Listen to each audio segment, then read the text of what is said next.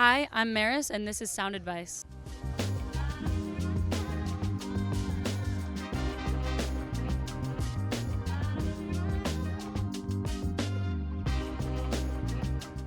I remember I was so stressed out, and I was feeling like nothing was happening, and I was so stuck. And I was at like Wii Spa with my mom. I went back to the locker and I checked my phone, and I got the text that I'm playing Boston Calling, and I remember just losing my mind. And also, I mean, it didn't feel real. I actually didn't even think it was real until I saw the blue stage, and then I was like, oh, it's a tangible, real place that people can exist, and I'm about to be on and about to be dancing around and singing on. And then it all it hit me. But yeah, it's still kind of surreal because I feel like I've been playing shows for a long time, but this has just been one of the most amazing ones. And I got to work with so many incredibly talented people. And all of the kids that we hired Berkeley students, and they're all so talented. It was nuts to be in the same room making music with them, and it's a dream come true. It was months and months of preparation. I started by sending a video. Jacob and I sat together, went through the arrangements. Jacob is my music director. Jacob is my music director, and we sat together, went through the entire show, talked about funny moments, funny bits. We love to have some bits throughout our set. And then we sent the arrangements to all the band and everybody. Jacob is an incredible musician, and he put together these unreal live arrangements for the horns that we got to hire. Ryota and Devin. Oh my God, it's just so crazy to think about the process. And then I sent videos to the dancers, going through the dance and kind of being really I want your ideas too, because I've never done this before. This was the first time I was ever kind of in charge of a huge show that we wanted to put on. So I was I want everybody's talent on this, give me your ideas. And it came together so beautifully. Yeah, the vocal prep, honestly, I was not super good about it. I stopped smoking, I stopped drinking for a little bit, and I was going on vocal hikes through the fucking mountains of California, singing and terrifying people. I'm pretty sure some people walked by and were like, shut the fuck up. And I'm just I can't hear you. I'm prepping for Boston Calling. I got to get out there and slay. I don't know what to tell you. But I did have a lot of weird animal encounters while hiking, and I was like, am I Snow White? This is Earth Cinderella, whoever the fuck calls the animals in with their voice. It was so sick. I saw 3 foxes one day, or 3 coyotes. Yeah. But anyway, the vocal prep, I was warming up on the way there because I'm trying to be better. Because sometimes I just think I'll just shove it. And I used to play, when I lived on the East Coast, I would play dive bars a lot. And a lot of that kind of style of singing is just balls to the wall. I'm going to make this note happen, hell or high water, and I'm trying to be more technically correct so I don't damage my shit. I'm from Montana originally, and so my whole family's in Montana.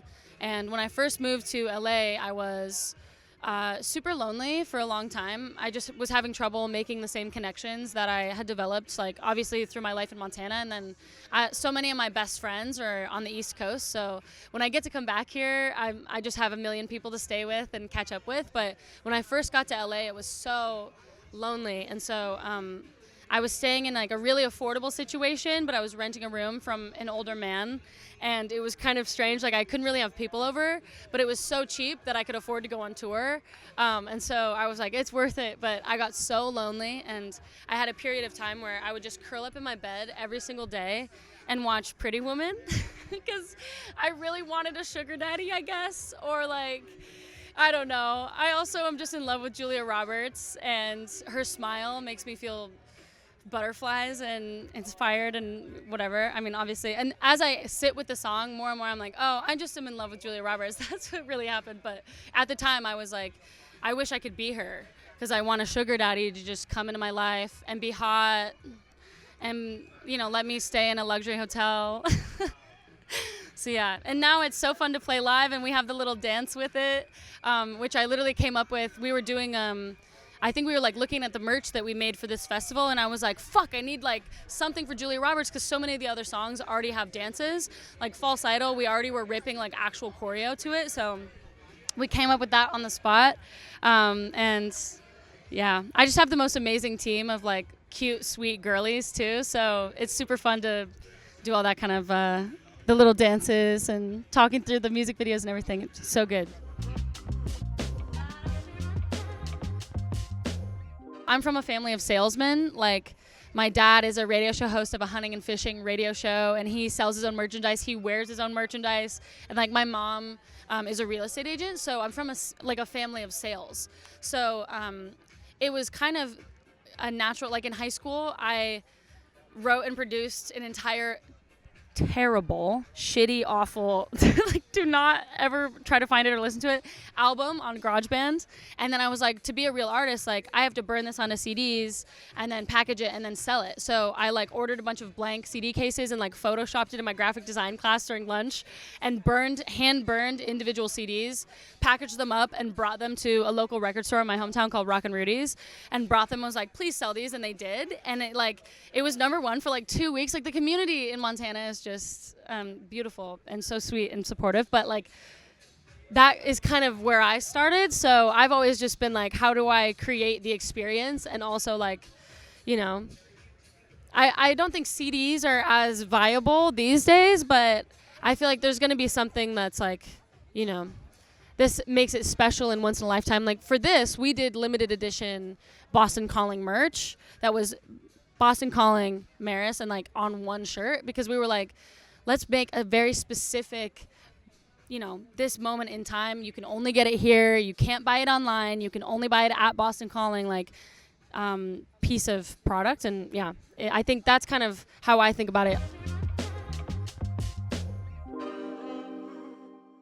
I'm not super good at the like technological, logistical, organizational side, but it's websites like SoundExchange that make it so much easier to process and understand as an independent artist. Like, I am doing most of the like kind of, actually I'm not anymore, but like, especially in the beginning, I was doing most of the registering places and uploading places and trying to figure out how the whole, like, how you get paid for the work that you do.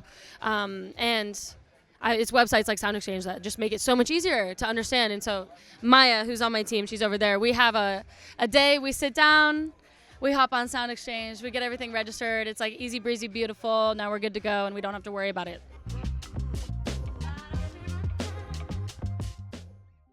I think the worst advice I've ever gotten is to do less.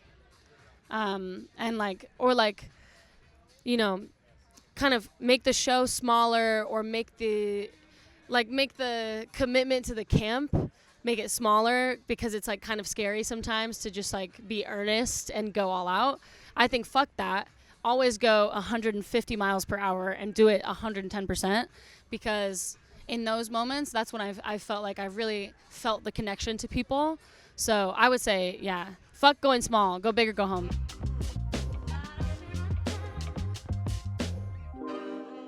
Well, first of all, she'd be like, nice mullet, because I recently made the deep dive into mullet land. But high school me was a little asshole, and she was running around with a purple buzz cut that I did it myself, and so my scalp was covered in fucking purple and pink patches, and it looked so bad. And then it grew out into this like fuzzy like chicken head. But I respect her, because she just didn't give a fuck.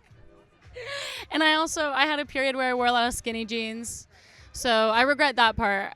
But she would have been like, I think she would have really fucked with it. She would have had a few notes, because that's just me. I have notes about everything. I'm a Virgo. So she would have been like, this, and this need to improve. But other than that, love the energy.